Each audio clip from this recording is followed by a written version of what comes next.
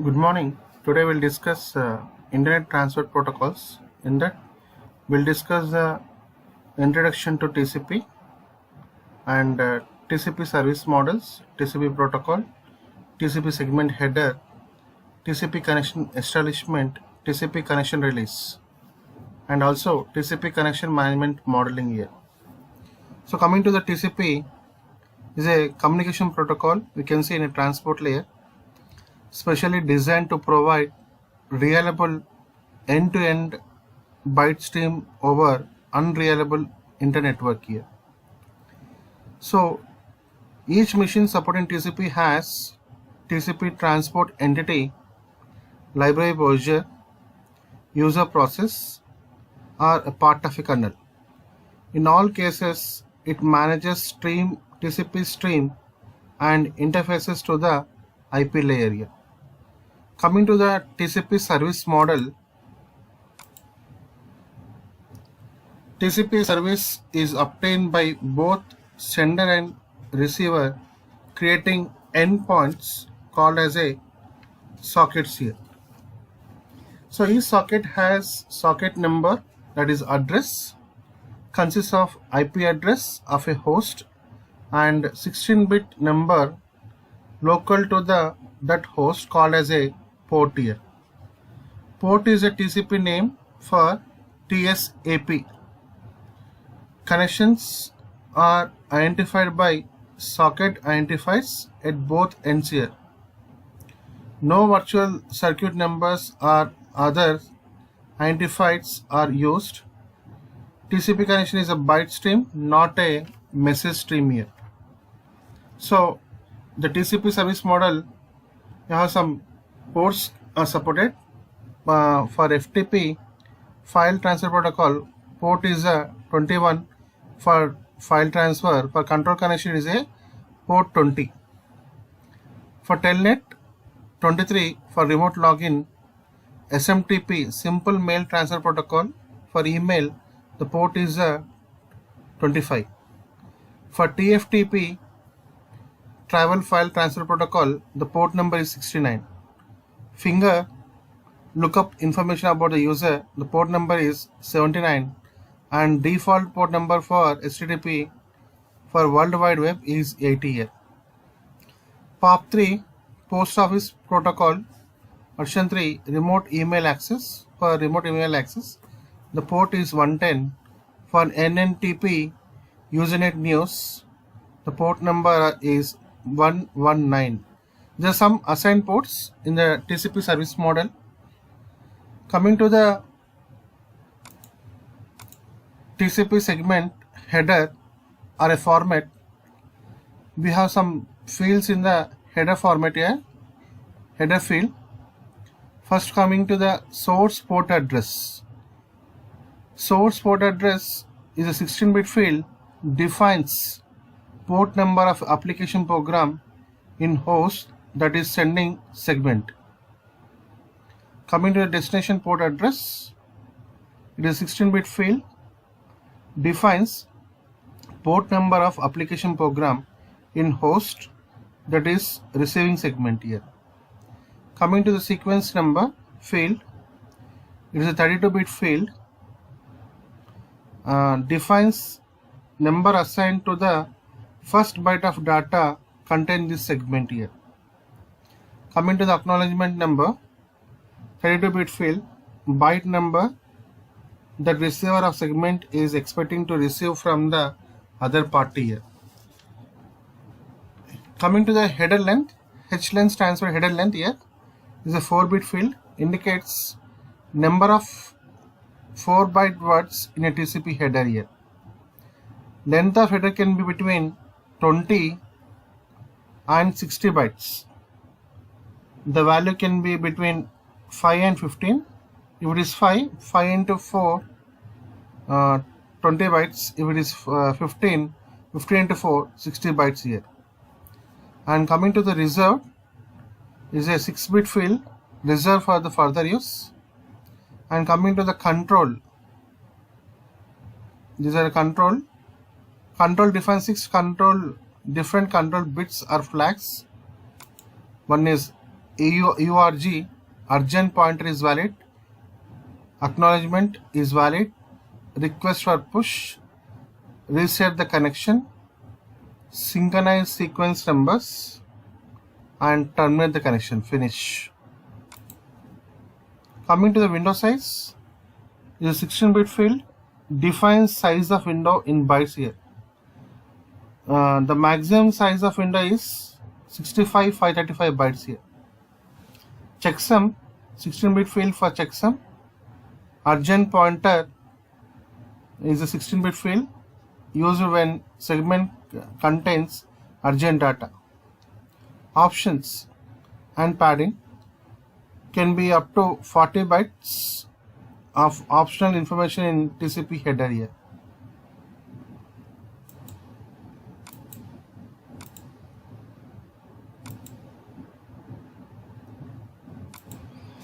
Coming to the TCP connection establishment, connections established in TCP by means of three-way handshake process here. So the first figure shows that TCP connection established in normal case, and second case you can see call collision here. To establish a connection one side, the server passively waits for incoming connection by executing the listen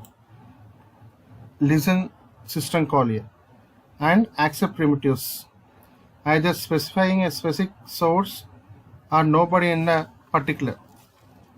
Other side, client executes connect system call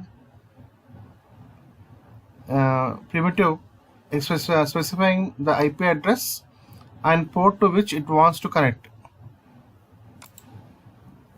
the max TCP segment size it is willing to accept, and optionally some user data. Connect system call primitives sends TCP segment when synchronization bit on an acknowledgement bit of waits for the response. When segment arrives at destination, TCP entity checks to see it there is a process that is done listen on the port given to the destination port failure. If not, it sends reply with reset bit onto the or reject the connection here.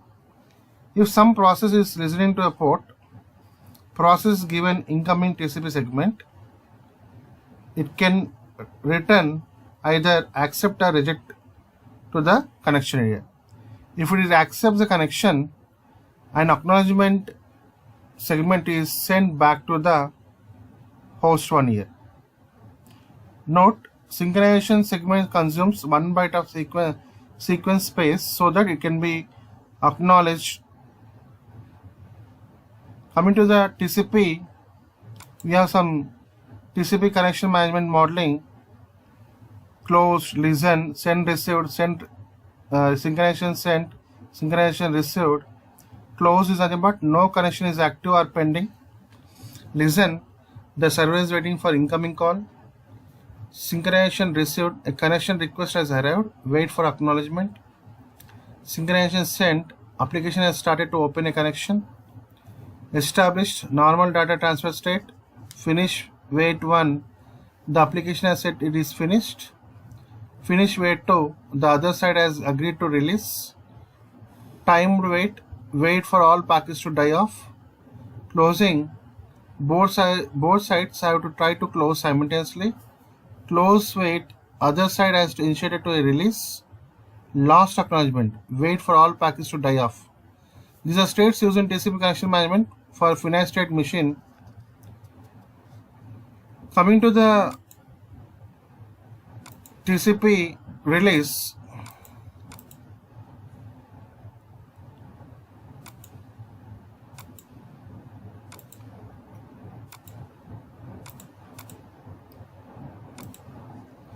either party sending TCP segment with finish statement bit set, which means that it has no more bits to send to transmit the data. When both directions have been shut down, connection is released. Normally, 4 TCP segments are needed to release a connection. first and one acknowledgement for each direction. In TCP connection modeling, what are steps required to establish a connection and release the connections? Can be represented in a finite state machine with 11 states listed here. In each state, certain events are legal. When legal events happens, some action may be taken. If some other event happens, other error may be reported here. So these are the states used in TCP connection management finite state machine. Each connection starts in closed state. Each connection starts in closed state. It leaves that state when it does either in a passive open listen or active open connect here. Passive open listen or active open a connect. If it other side does opposite one, a connection is established and state becomes established here. Connection release can be initiated by either when it is complete, still returns to close. The common case of client actively connecting to the passive server is shown with heavy lines. Shown in the heavy lines. Solid lines for client, dotted lines for server, and light phase lines for the unusual event sequences here. You can see the three lines here. One is solid lines, light phased, dotted lines here. Each line is marked by the event or action. You can see the action here: reset, send, synchronization. These are the actions. Each line is marked by event or action, and event can either be a user-initiated system call, connect, listen, send, segment arrival, synchronization, finish, acknowledgement, reset at the time of twice max packet lifetime.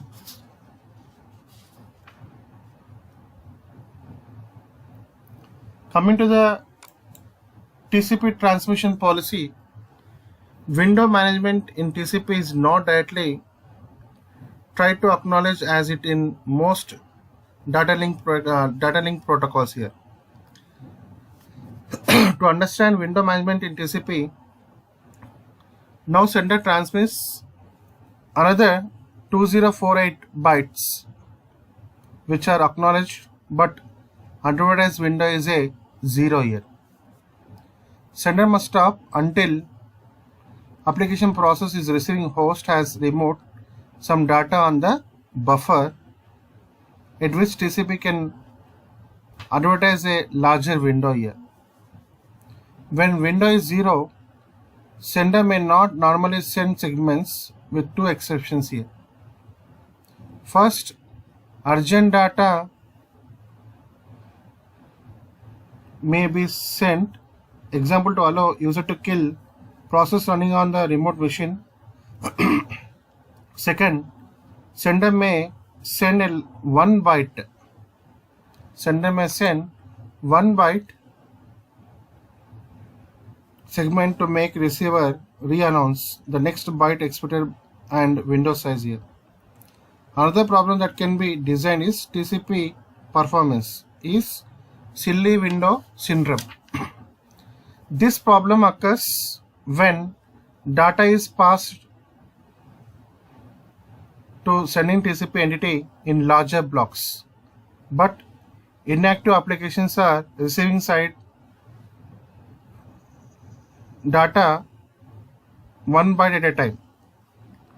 So for this solution, clock's solution is to prevent the receiver from sending a window update for 1 byte. Instead, it is forced to wait until it has decent amount of space available and advertise that instead. Specifically, the receiver should not send window update until it can handle the maximum size it advertised when connection was established or until its buffer is half empty, whichever is smaller.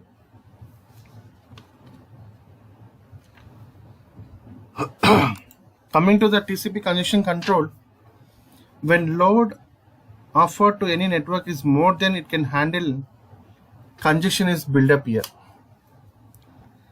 The idea is to refrain from injecting a new packet into network until old one leaves here. TCP attempts to achieve this goal dynamically manipulating window size. First step is managing congestion is detecting it. A timeout caused by lost packet could have been caused by others. One is noise on transmission line, packet discord. Second one is the packet discord at congested router here. So coming to the figure A, in this figure you can see a fast network feeding a low capacity receiver. In figure B, a slow network feeding a higher capacity receiver here. Coming to the figure A, thick pipe leading to small capacity receiver here. As long as sender does not send more than bucket can contain, no water will be lost. Coming to the figure B, limiting factor is not a bucket capacity but internal carrying capacity of a network here. Internal carrying capacity of a network here. If too much weight comes in a too fast, if too much water comes to in a too fast, it will back up and some will be lost here. The internet solution is to realize two potential problems exist here. One is the network capacity and next one is the receiver's capacity, and deal with each other with separately. To do so, each sender maintains two windows. First one is the window receiver as granted. Next one is the congestion window here. Each reflects number of bytes sender may transmit, and congestion window keeps growing exponentially until either transmit occurs or receiver's window is reached here. Threshold is nothing but to set half of the current window, congestion window, and congestion window is reset to one max segment here. Slow start is used to determine what network can handle. Exponential growth stops when threshold is increased here.